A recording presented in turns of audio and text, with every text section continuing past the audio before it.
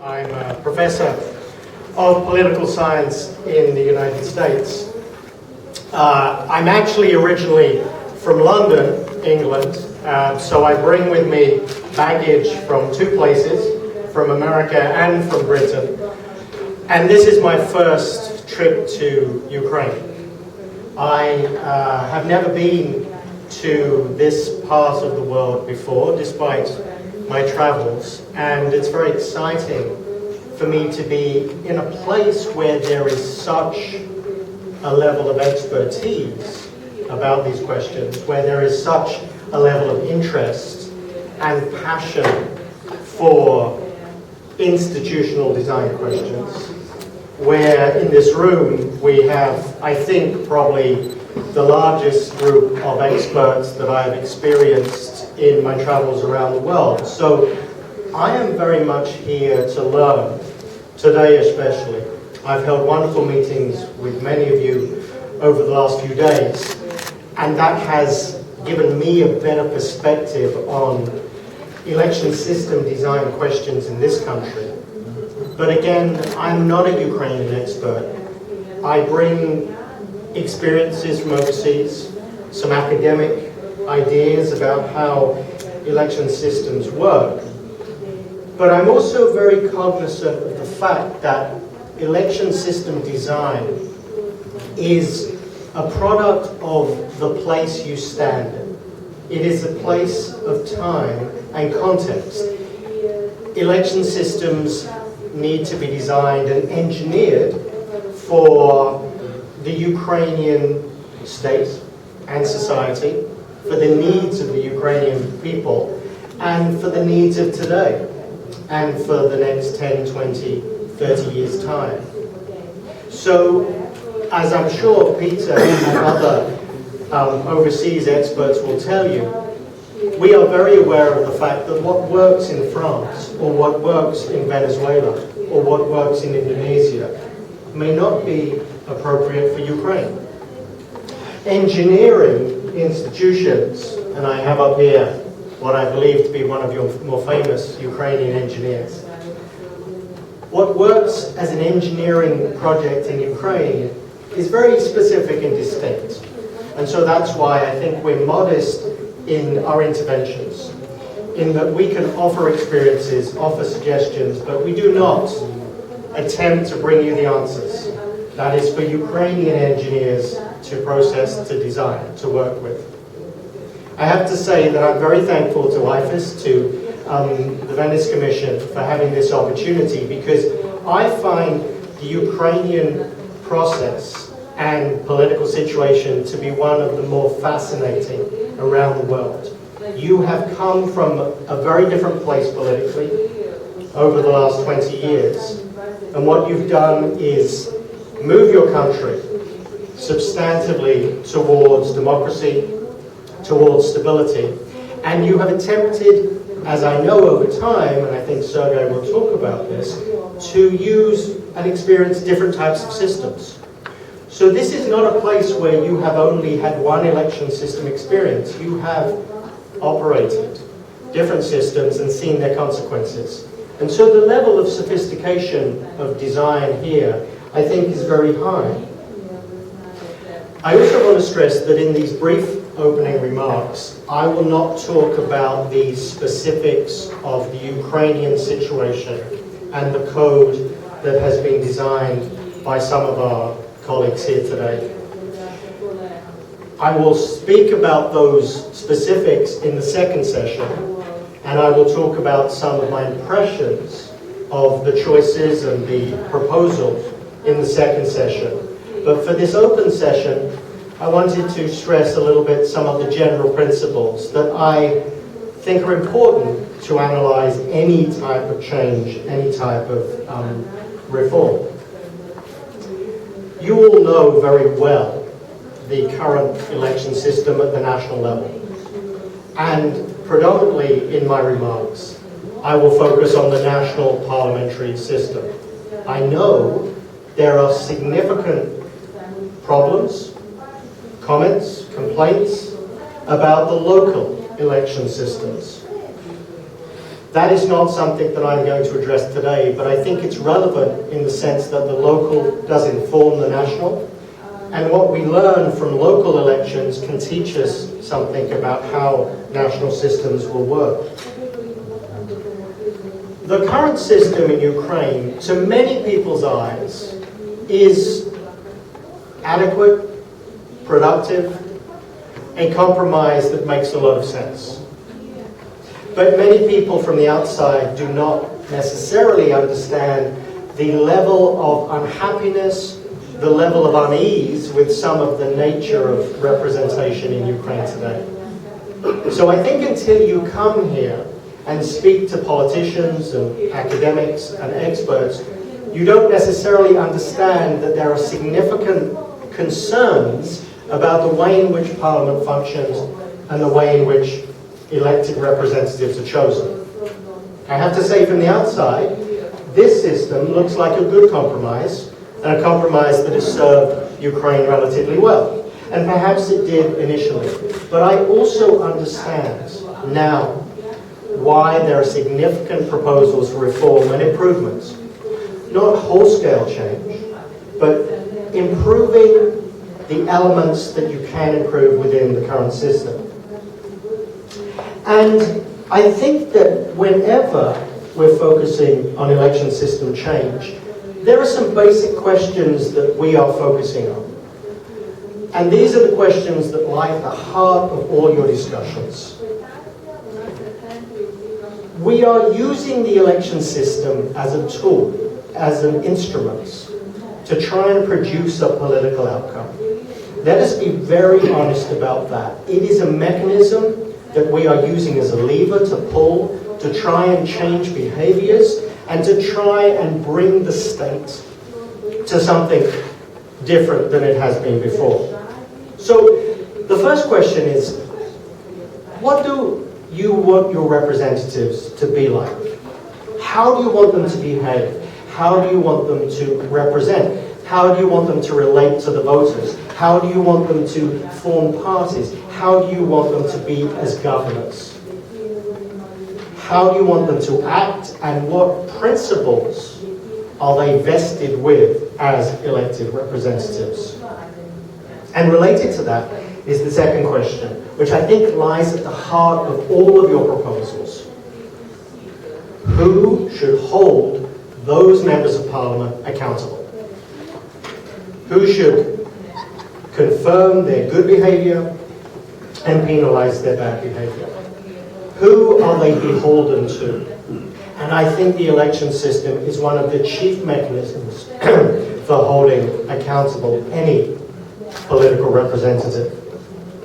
And finally, and as you know, there is this question about the party system. Your election system, as I'll discuss in a second, will have a significant effect on what your party system looks like. Not merely how many parties, but how those parties position themselves, how those parties campaign, how those parties present themselves to the voters. We've seen in many other countries that the election system influences whether a party is confrontational or whether it is more accommodating, whether it is hostile to one or more groups or whether it tries to reach out.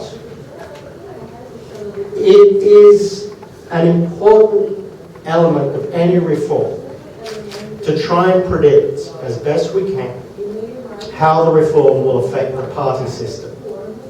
And as you know, in neighbouring countries, Poland for example, election system change in the 90s was very explicitly to reduce the number of parties in Parliament because they felt that their party system was too fragmented. There were too many parties, governance was very, very difficult, and so they wanted to reduce the number of core parties. And when I come into a new case, I pose myself some questions. I step back, I look at the terrain in front of me, and I ask myself, who wants reform? Who wants election system change? Are they the civil society leaders? Are they the academics? Are they the politicians? And of course, I know we have some politicians in the room, but If the politicians are the ones wanting to change, I ask myself why. What do they want to achieve? If the civil society leaders and the academics and the experts want change, I say why? What do you want to achieve with the change? Because the election system, as I said, is not in of itself an important thing. It is merely a mechanism. We may have the most beautifully constructed election system, but it means nothing in reality. It has to be designed to fit the reality of your nation state.